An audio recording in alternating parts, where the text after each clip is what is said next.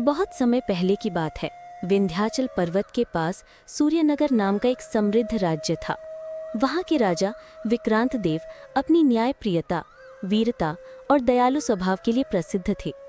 उनकी प्रजा उन्हें भगवान के समान मानती थी। राजा विक्रांत देव रोज दरबार में बैठकर प्रजा की समस्याएं सुनते और तुरंत न्याय करते।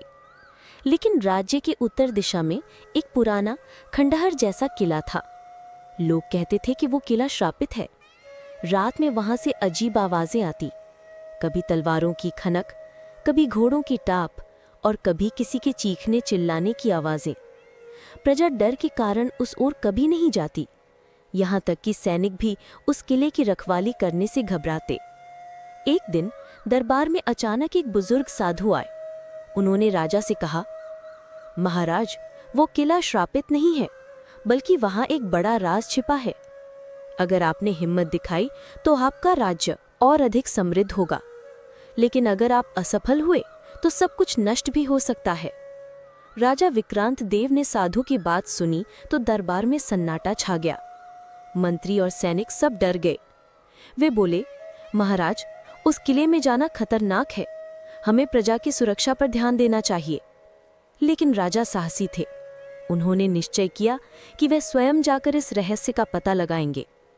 अगली रात राजा अपने 3 सबसे विश्वसनीय साथियों, सैनिक अर्जुन, बुद्धिमान मंत्री हरिदत्त और एक साधारण किसान गोपाल के साथ उस किले की ओर निकल पड़े। रात गहरी थी, हवा में अजीब सी ठंडक थी। किले के पास पहुंचते ही घोड़ों ने हिनहिनाना शुरू कर दिया, जैसे उन्हें भी उस जगह से डर लग रहा हो। जैसे ही उन्होंने किले का दरवाजा खोला, अंदर घुप अंधेरा था। टिमटिमाती मशाले जलाकर वे आगे बढ़े। अचानक दीवार पर परछाइयां हिलती दिखीं। अर्जुन ने तलवार निकाल ली, लेकिन वहां कोई नहीं था। धीरे धीरे वे किले के भीतरी कक्ष तक पहुंचे। वहां एक बड़ा दरवाजा था, जिस पर लिखा था, सच और झूठ की कसौटी से गुजरे बिना ये दरवाजा नहीं खुलेगा। सब हैरान रह गए। ये तो असंभव सा लग रहा था। दरवाजे के सामने एक पत्थर की मूर्ति थी और उसके हाथ में एक तराजू। जैसे ही राजा उसके पास पहुंचे, मूर्ति बोल उठी, हे वीर, यहां से आगे बढ़ने के लिए तुम्हें सत्य की परीक्षा देनी होगी। हर व्यक्ति को अपने हृदय का सबसे बड़ा रहस्य स्वीकार करना होगा। अगर वो झूठ बोलेगा तो ये दरवाजा कभी नहीं खुलेगा। सभी चौंक गए। ये तो असंभव सा लग रहा था। सबसे पहले सैनिक अर्जुन आगे बढ़े।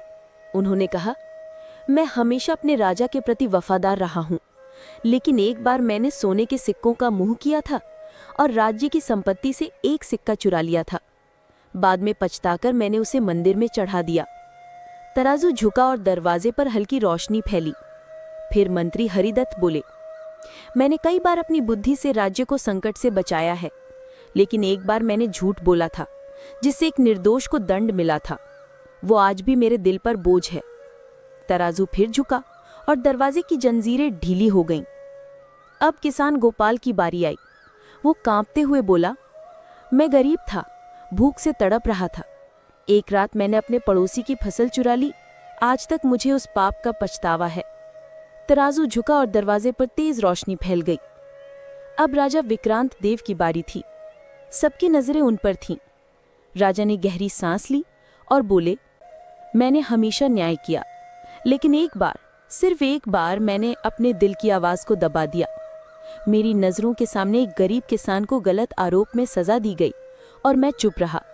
वो किसान बेगुनाह था, पर मैंने दरबारियों के दबाव में आकर उसकी मदद नहीं की। ये मेरे जीवन का सबसे बड़ा अपराध है। जैसे ही राजा ने ये सच स्वीकार किया, तराजू पूरी तरह झुक गया और दरवाजा अपने आप खुल गया। अंदर का दृश्य देखकर सब दंग रह गए। वहां एक विशाल खजाना था, सोना, हीरे, जवाहरात और प्राचीन ग्रंथ।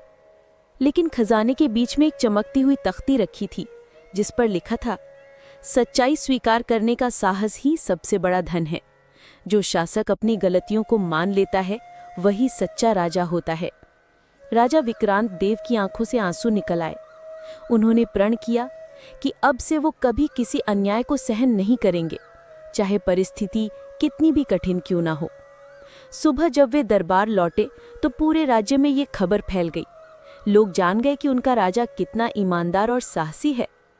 उस दिन से सूर्यनगर में न्याय की नई परंपरा शुरू हुई। राजा ने आदेश दिया कि अगर कभी उनसे भूल हो जाए तो प्रजा खुलकर उन्हें टोक सकती है। धीरे धीरे सूर्यनगर इतना समृद्ध और सुखी हो गया कि दूर दूर से लोग वहां बसने लगे। महत्वपूर्ण संदेश: सच्चाई से बड़ा कोई खजाना नहीं है। एक राजा या नेता की सबसे बड़ी ताकत उसकी ईमानदारी और अपनी गलतियों को स्वीकार करने का साहस है। जब हम अपनी कमजोरियों को मान लेते हैं, तभी हम वास्तव में मजबूत बनते हैं।